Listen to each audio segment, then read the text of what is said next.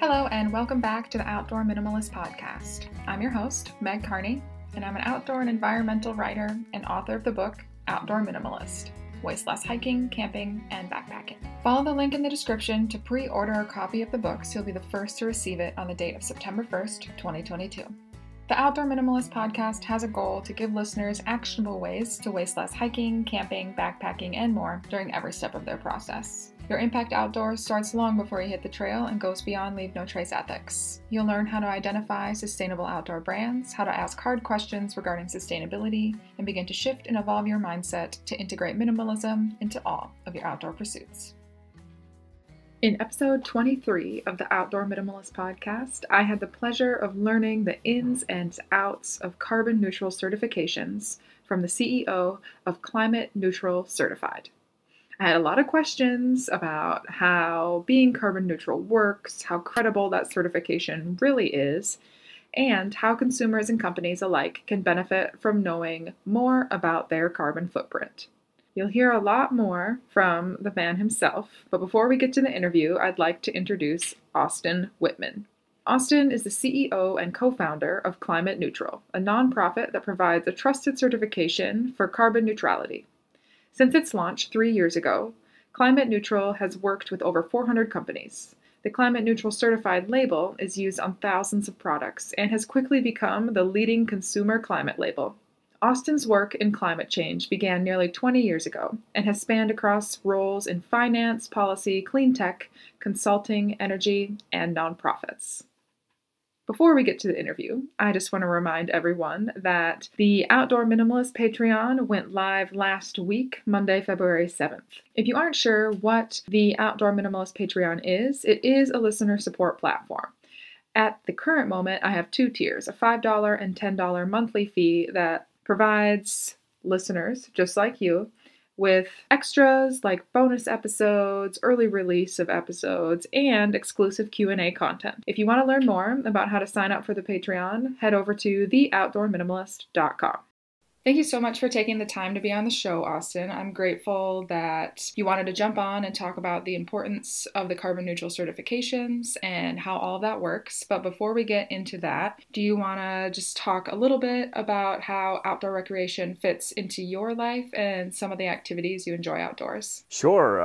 Well, it's great to be talking to you, Meg. And yeah, outdoors is a good place to start. We'll say my own sort of desire to work on climate change probably originates in spending a childhood mostly outside. It's kind of the only thing we really did as a family, which was go explore the outdoors in local parks and nature trails and what have you. But over the years, I've done my share of kayaking and canoeing, kind of up in the great North Woods in Maine, and sailing and rowing and running and triathlon and backpacking and mountain biking and road biking and gravel biking and you name it. So definitely when I'm not in front of my computer, I love to be doing something outside. And now I have two kids who seem equally interested and are honestly most of the time begging us to get outside on a weekend to do something fun. And this winter, their big complaint is not enough snow to play in. That's an interesting complaint. I feel like most people are like, this is too much snow. I guess unless you're really into skiing and snowboarding. So that's understandable.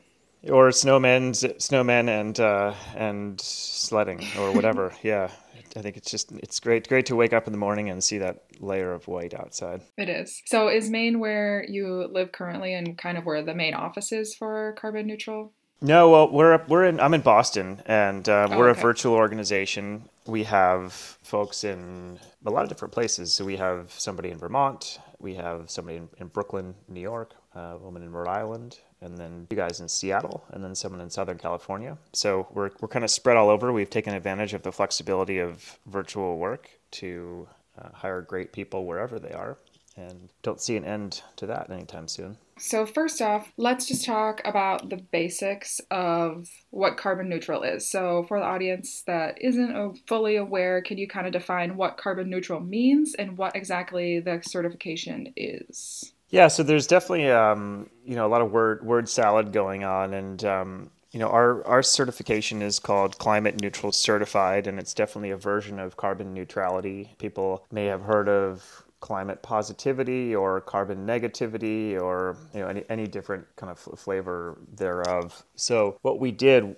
initially was sort of recognize this pattern and decide to just create a very simple definition of carbon neutrality that's represented by our label Climate Neutral Certified. And it means the same thing regardless of whether you're a small business services firm or a large consumer products manufacturer. And it essentially means that a company has taken steps to estimate its carbon emissions from producing goods and services and then delivering them to customers. And then at the same time, taken the total footprint that they've generated over the course of a year and invested in eligible verified carbon credits to compensate for those emissions, while at the same time beginning the hard work of reducing emissions over time so that they can reduce their reliance on carbon credits over time. So that's sort of the basic definition of as we see it, carbon neutrality. I would say generally the most important considerations are how much are you counting? How much of your emissions are you counting? What are you doing about them and when? And what steps are you taking to address them in the future? And when did your carbon neutral certified come about? And are there other options available? Or are you kind of the authority in that realm? There are certainly global standards that have been evolving for the last, call it 10 years. And so in that sense, we're not kind of a standard setting body in the same way that the International Standards Organization is or the British Standards Institute. But where we, I think, stand out is as a recognizable consumer-facing label. A lot of the standards that do exist have not been put into practice as technically accessible and as simple to understand and recognizable by consumers. And so we've really invested a lot of time in thinking about how to translate these more complex frameworks into things that companies can get through in a matter of months, as well as to create messaging and information about the certification itself that it makes sense to consumers. So are we an authority on carbon neutrality? As much as anybody, I think we're very thoughtful about what needs to go into a carbon neutrality claim. But again, where I think we have tried to really emphasize our work is in the connection between this somewhat confusing landscape of terms and just consumers who are busy and looking to make a difference, but don't really know how. Yeah, that makes a lot of sense that it is more of the consumer facing, because a lot of times in the sustainability realm, a lot of people are asking how can we identify a more sustainable company or product, and those types of certifications, if you can just quickly identify a logo here or there, it can help drive more transparency and understanding on the consumer end. So I think that is really valuable. Why do you think, and this is kind of a big question, but why do you think it is such an important certification for companies to pursue and have representation of?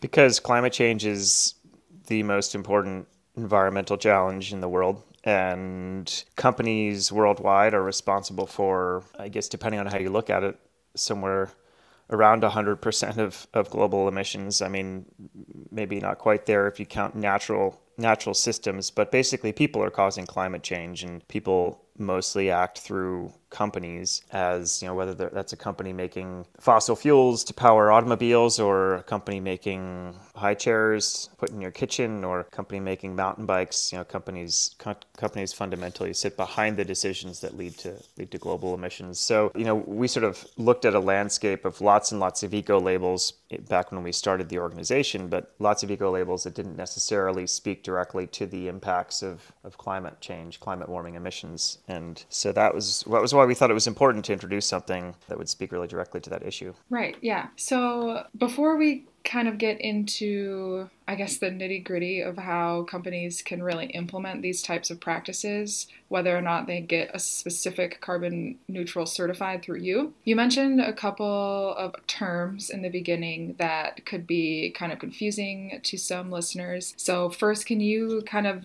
explain the difference between being carbon neutral and carbon positive? Yeah, or climate positive or negative or anything like that. I mean, in all honesty, it's just a game of numbers when it comes to how much you are doing about your carbon emissions and how soon or how quickly. So in the simplest sense, carbon neutrality is a state of measuring all of your emissions and then compensating for them one-to-one. And then climate positivity or carbon positivity, while we don't kind of have an official definition, is sometimes referred to as when a company goes above and beyond what their actual annual emissions are to do more. So if a company has a carbon footprint of, say, 30,000 tons and decides that they're going to invest in capturing or avoiding 50,000 tons, then some people might say that that's more in the positive range. There are other ways to kind of apply that concept around the idea that not all carbon credits, not all actions to mitigate your emissions do the same thing. Some of them avoid future emissions. For example, renewable energy will avoid future emissions from coal-fired power or electricity. And then some carbon credits will capture or sequester or remove emissions. So, for example, a forest will remove future emissions, or a direct air capture machine will remove future emissions. And so there are definitely frameworks out there that talk about climate positivity being predicated on the idea that you're going to be sequestering or capturing all of your emissions and not just working to avoid future emissions. So there's all kinds of nuance. I think the most important thing is that we're talking about it and that a lot of companies are getting into the game and really taking it seriously. Yeah, there are a lot of nuances, and I get confused pretty easily on when a company is kind of explaining how they offset some of that stuff, but I will kind of get to that a little bit later. So before we talk about how all of the offsets work and how companies actually pursue that in the framework that you help set up, how do companies actually even qualify for a carbon neutral certification? Yeah, so they have to go through the process, similar to what I just outlined, which is a process of measuring their carbon emissions, and that includes cradle to customer, we call it. So basically, all the way up in your supply chain, down through delivering products and services to customers, and then they have to compensate for all those emissions immediately, and then begin working on steps to reduce them. And that, in essence, will qualify somebody for certification. It's a process that we've designed to be fairly lightweight so that companies can get through it in 3 to 4 months. And our requirement is that companies do this annually. So it's not a one and done process, but rather it becomes the beginning, the first time they do it, becomes the beginning of a process of better understanding your emissions, collecting better data, developing better management systems, developing teams within your company and expertise to really create carbon as a thing that can be managed within your operations. So do you just provide the general framework and help them gather all of that data, or are you also the team that helps them decide how to actually become neutral from their emissions? Yeah, we do a mix of both. I think in the ideal world, we would basically write the rule book, and companies would come to us showing that they've fulfilled the requirements of the standard. And we would say, yes, you did, or no, you didn't. And we would give the certification to the ones who'd met the requirements. The reality is far from ideal. And what we've found is that so many companies out there are just at the dawn of understanding their carbon impacts that we've had to build a program around actually enabling companies to go through this process, helping them figure out what carbon offsets are, which ones make sense for their business, helping them do the measurement work, helping them identify where they're going to be reducing emissions in the future. So you might say, as a certifying entity, is that the right thing for us to be doing? The reality is we treat these things as pretty separate. So we have an external group of advisors who advises on the standards, and they're fairly easy to apply in terms of being objective. And then we have our team internally that works a lot with companies on enabling them to meet these criteria. And yes, we use self-reported data, but we work closely with companies as they collect data and turn that into actual emissions. Okay, that is a very involved process. I mean, I don't really know what I envisioned happening when companies were getting certified, but it does seem that you are kind of all hands on deck there for the entire process, which is awesome. And one thing that I have heard before and always kind of wondered and also struggled navigating is how you regulate in terms of offsetting the carbon emissions and how you control the certification, or is that up to the individual companies how they choose to offset those things?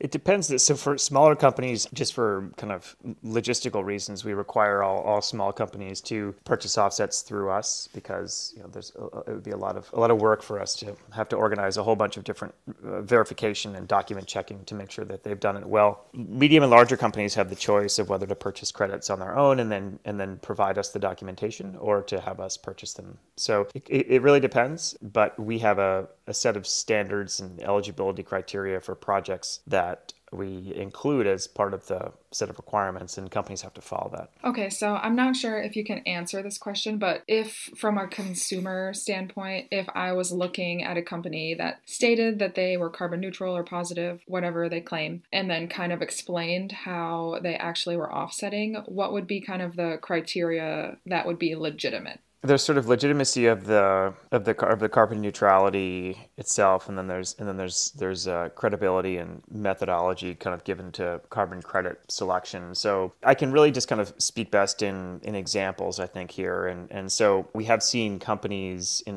let's break this into two pieces. The first piece being carbon neutrality. We've seen plenty of companies out there pick a very tiny slice of their operations, whether it be one office building or just their employee commuting or all the carbon attached to shipping products, where you're looking at something that's probably 5% or less of their total impact. They're achieving carbon neutrality for just that piece of it and saying, hey, we're a carbon neutral company, right? That's not legitimate because that's not a path to getting to the world that we need to live in, which has got far fewer emissions than we have today. The second piece of it around carbon offsetting practices, there are many, many things to take into account here. Probably the most important thing to start is that you actually need to be purchasing carbon credits from a much narrower list than what could be widely available out in the market, because there are plenty of projects out there that are not verified by third parties, that aren't created with an eye toward long-term impact. We do see a number of companies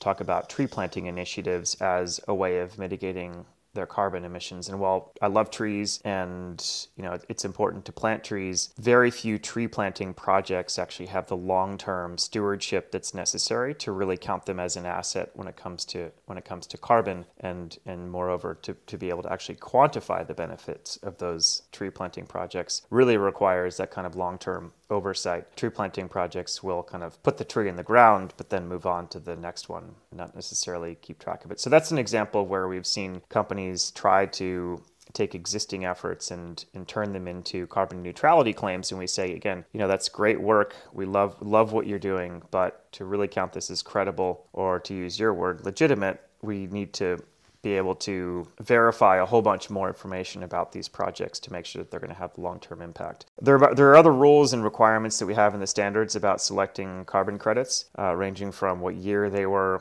originated in to what kind of verification they undergo, verification processes periodically to make sure that the projects are actually delivering. We have certain exclusions around project types and geographies, so it does get fairly matrixed when you look into the details. But fundamentally, you want to be sure that the carbon neutrality claim is based on something that's comprehensive, and you want to make sure that the carbon credits that are being purchased are actually being purchased from high-quality projects and high-quality project developers. The final piece that I would say is that a carbon offsetting strategy should be paired with other work to reduce emissions. And this is sort of a universal, I guess, or maybe not universal, but at least global consensus that people have reached, that carbon offsets can be used effectively in conjunction with carbon reductions. And so any company talking about offsetting should also be talking about its reduction trajectory, even if that means a very honest take on what they consider to be feasible to reduce within the next 5-10 years. But at least companies should be looking at ways to reduce and be able to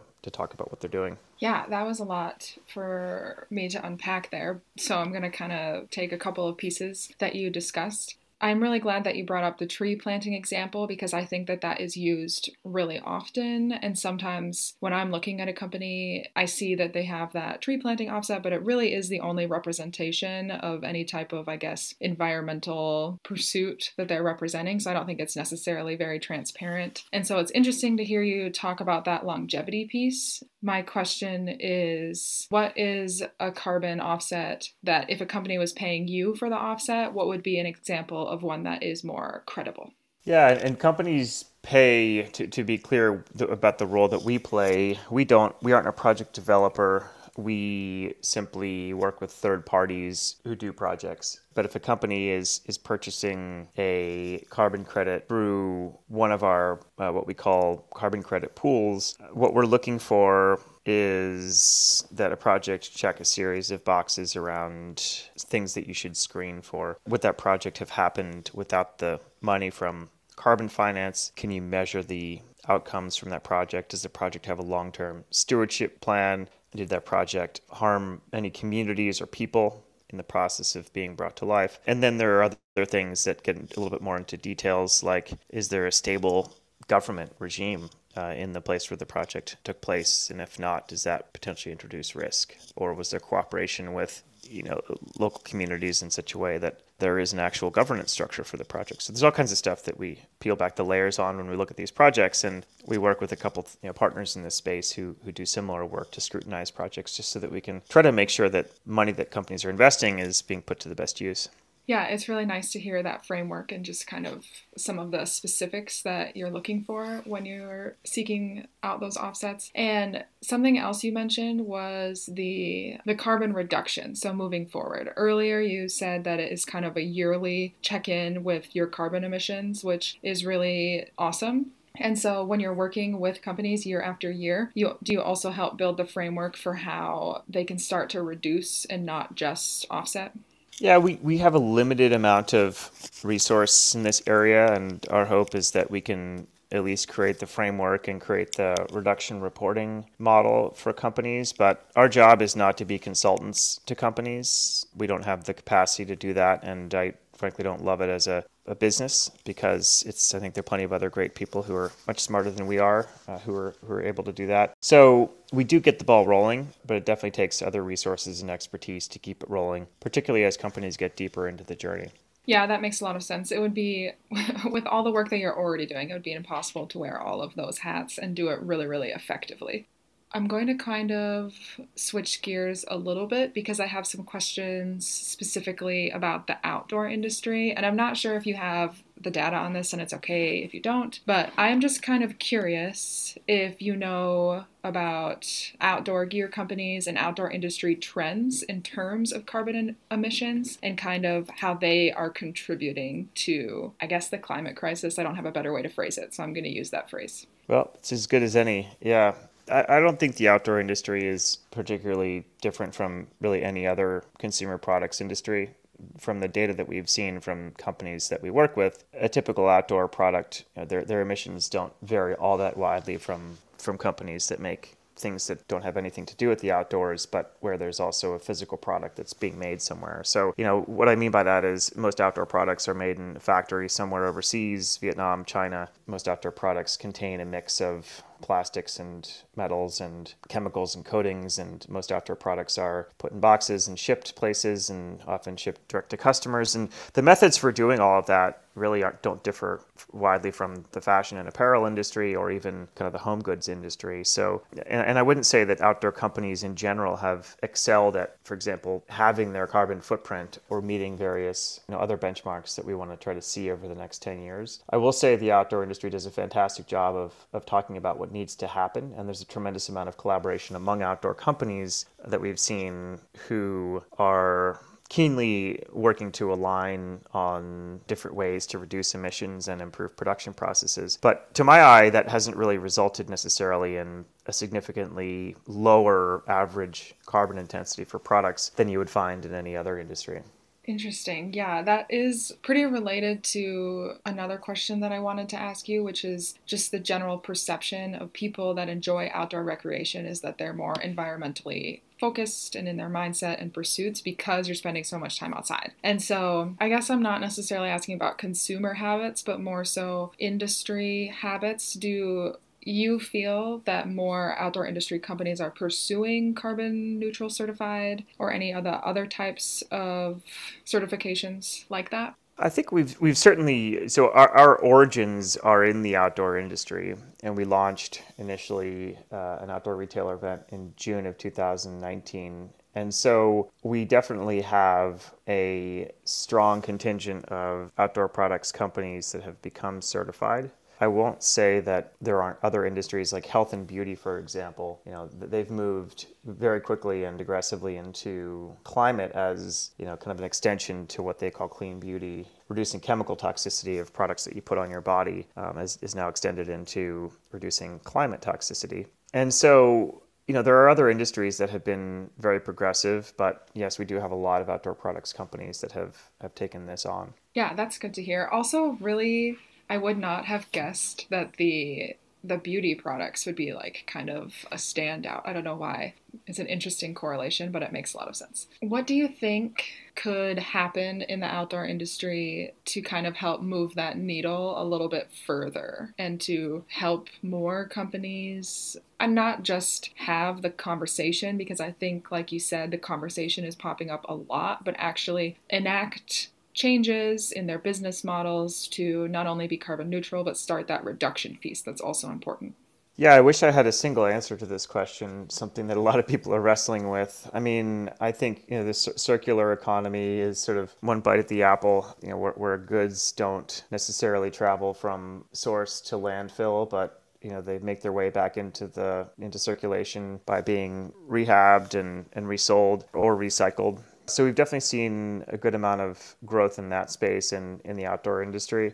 That's probably not going to solve the climate challenge. I mean, I think that the sheer power and size of the outdoor industry, $800 and some odd billion, of course, a good chunk of that would be tied to more tourism services and guiding services and the like. But still, a lot of that is tied to the manufacturer of physical products, and for every one of those physical products companies to take seriously, particularly the largest ones. I think we've seen the slowest movement from the largest companies, and talking about the ones with 1,000 factories, like they really need to step up and make commitments that are akin to what the smaller companies in this space are doing. So I think once we start to see that, REI is one of the companies that we work with, and pick the top 10 largest brands within REI, and I'm guessing you'll find that most of them are not doing anywhere near enough on climate. And so once we start to see that scale of ambition, where it's really meaningful work that's actually happening, where they can demonstrate to their consumers exactly how much money is being invested in decarbonizing their supply chain, then I think we'll start to see some progress.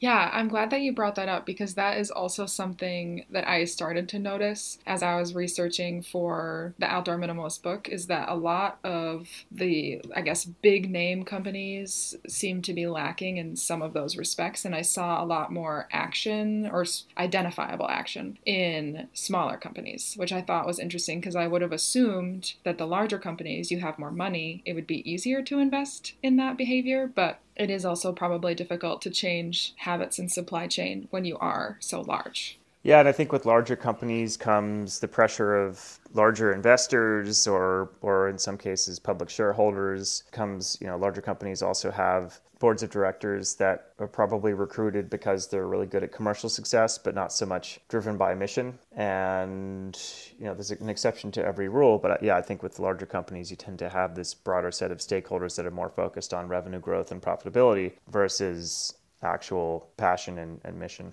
And then that kind of just goes back to the longevity piece, because if you're going to wreck the spaces that we want to recreate in, then we're not going to use your products. But that's a different conversation.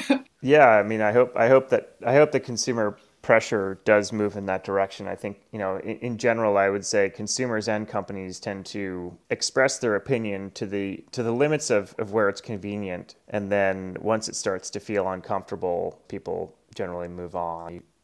A few vocal voices will be left, but most people kind of move on. And so for companies, I think the minute it starts to become a little bit uncomfortable from a cost perspective to take on more aggressive environmental programs, they tend to back down and say, well, we don't really have to do this, so why don't we wait till next year? And the same would be true for consumers, where, yeah, it's nice to be able to send a tweet to a company to say, hey, get your environmental act together, but the consumer wants to get out and bike down the trail and get out into the glacier, and at the end of the day they want good equipment to help them do that, and they're probably not going to choose not to buy a new ice axe or set of crampons or a new mountain bike just because of the carbon costs of that. And maybe they will. Maybe we'll get there, but I don't think we've seen evidence that will happen, that's happening at a broad scale yet. One question that I should have asked earlier is, do you only work with companies that produce hard goods, or do you also work with the companies, like you mentioned, more in tourism? So would they be offsetting travel costs if they use vehicles or planes? Or, I mean, every business creates emissions in some fashion. So do you also work with those people in the industry? Yeah, we've worked with some services firms, PR and marketing and digital software and that kind of thing. But most of the companies that we work with do make physical products. As you point out, for companies that are maybe more guiding services or tourism, most of their emissions are going to be tied to the airline miles, the flight miles that they travel. And so other than just shrinking their business and therefore shrinking the number of miles that people travel, it tends to be pretty hard to actually think about reducing your footprint. So I think the work, the value that we add is often more profound in the case of companies that have physical supply chains where they're using lots and lots of different suppliers, lots and lots of different materials, and they're trying to understand it all better. Yeah, that makes sense. It's easier to measure in that realm, it feels like. But one thing that I was also wondering is, is there a way to measure the impact of a product's afterlife, or do you just stick to once it reaches the consumer, that is the end of that carbon measurement? Yeah, we looked at this a little bit early on. It's very difficult to come up with modeling that shows you what the use and disposal phase emissions are. So, the emissions from wearing a jacket and more particularly washing the jacket and then getting rid of that jacket in a landfill, which is where most of them would actually end up. So individual companies do life cycle analyses to understand the impact. And one of my favorite examples of this is a report that Clean Canteen did on the life cycle emissions of an average coffee mug. And it really depends, the impact really depends on how long you keep the mug. So if you were to buy the mug and then use it for a year or so and then get rid of it, most of the emissions from that mug, if you're counting the use and disposal phase emissions, most of the emissions come from the manufacturer. But if you keep that mug for 20 years and you assign that mug emissions from all the dishwashing over that 20-year period, most of the emissions actually come from the use phase, the emissions from heating water to wash the mug. So that kind of gets at the complexity of modeling use phase emissions. A lot of attention has gone into things like laundry detergent, where the large companies that make laundry detergent have looked at the energy benefits of washing in cold water, and they've formulated special detergents for enabling that. But how frequently a consumer actually sets their washer to cold versus warm or hot, just because the detergent company says that you can do that, I don't know. And I think it's really difficult to model that in any way because there's so much behavior. So we sort of think of this problem as having multiple sources of responsibility, where there's the company is responsible for certainly product design decisions in manufacturing and everything else. But at a certain point, consumer responsibility does kick in, and how long you keep your clothes and whether you choose to fix them or dispose of them, whether you choose to buy the latest season just because it looks better than the last season, that's all up to you as a consumer. And there is responsibility there because, again, it's pretty hard to model that out across lots and lots of consumers. Yeah, that collective action does build up over time, especially in countries like the United States, where individual carbon emissions may be higher than in other places in the world. And so I guess my final question is going to be, is there a way for individuals to also offset their emissions? I've only really seen it for airlines. If you fly on a certain airline, you can maybe offset those emissions. But as far as just like measuring your general individual emission over a year and then offsetting it. If I were yeah, I mean, recommending to an average person sort of what to do, I would say don't spend too much time trying to get the exact calculation of your individual footprint. It's probably somewhere around 30 to 50 tons per year. The average American is, by some estimates, around 20 to 22. I think that grossly underestimates the average American because it doesn't count the carbon emissions of the things that you buy, and the stuff that we're talking about in a lot of senses relates to those emissions. So let's assume that it's 30 to 50 tons per year. There are plenty of consumer carbon offsetting providers out there, and going onto a website and buying 30 tons or 50 tons of carbon offsets is certainly a great place to start. But it is also important to understand what causes carbon emissions. And again, sort of consumer products and the money that you spend on products does make a huge difference, as well as whether you choose, overnight shipping or ground shipping. The emissions are significantly more for overnight shipping. Whether you decide to fly somewhere or not, or just adventure a little bit closer to home, makes a huge difference. Airline emissions tend to be a large chunk of consumer emissions. And then diet makes a huge difference, how much meat you eat versus a vegetarian diet. One of the interesting stats I was reminded of recently is that you could essentially eliminate all the packaging from your food for 12 years, and it would only after 12 years equate to the emission savings of eliminating meat from your diet for 1 year. So we think about sort of packaging and plastic as being a terrible thing, which it is, especially when it gets into the oceans. But from a carbon perspective, the carbon benefits of a vegetarian diet are just enormous. And so much carbon is tied to production of animal products that we really just, would do well for all of us to shift away from a meat-based diet. Yes, I agree. And I think for the individual consumer, it is often easier to look at the pieces of waste, like the packaging you're talking about, because it's so tangible. But when thinking of the actual carbon emissions, it becomes a little more difficult to consider areas of your life where reduction would be really impactful of that emission, and applying it then becomes even harder because a lot of times that is breaking a habit. So those are all really great things that you brought up. I learned a lot about the being carbon neutral certified just from hearing you talk. I didn't really fully understand the process or how companies are kept accountable. So I'm really glad that you could come and share all of that. But for listeners that are wondering how to get in contact with you or how to work towards being carbon neutral certified, what's the best way to reach you? Yeah, well, thanks for the conversation and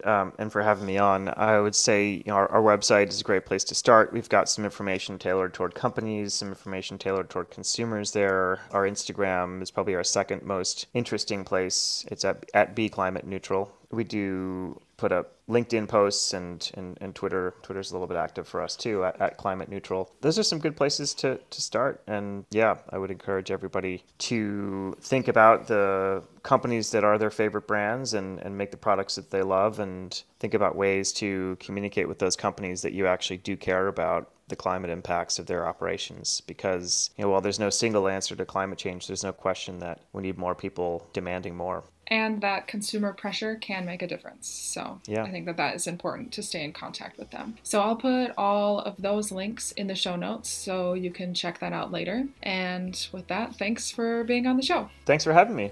Thanks again to Austin and all of his insights about the climate neutral certification. I do want to clarify one thing. I often was saying carbon neutral certified, but it is climate neutral certified. And that is just a testament to how confusing certain phrases and terminology can actually be. So Austin is the CEO of Climate Neutral Certified, and it is very directly related to carbon neutrality. So anytime during the show when I said carbon neutral certified, I did mean to say climate neutral certified. Thanks for listening. And if you like what you hear, let me know. Leave a review and be sure to subscribe so you never miss an episode. New content has begun to appear on the Outdoor Minimalist Patreon. Head over to theoutdoorminimalist.com for more information about our listener support and patron exclusives. You can still find me on Instagram at outdoor.minimalist.book. Follow there for daily updates, other educational resources, and to help build an outdoor community with the shared goal to create a better outdoor space as we recreate.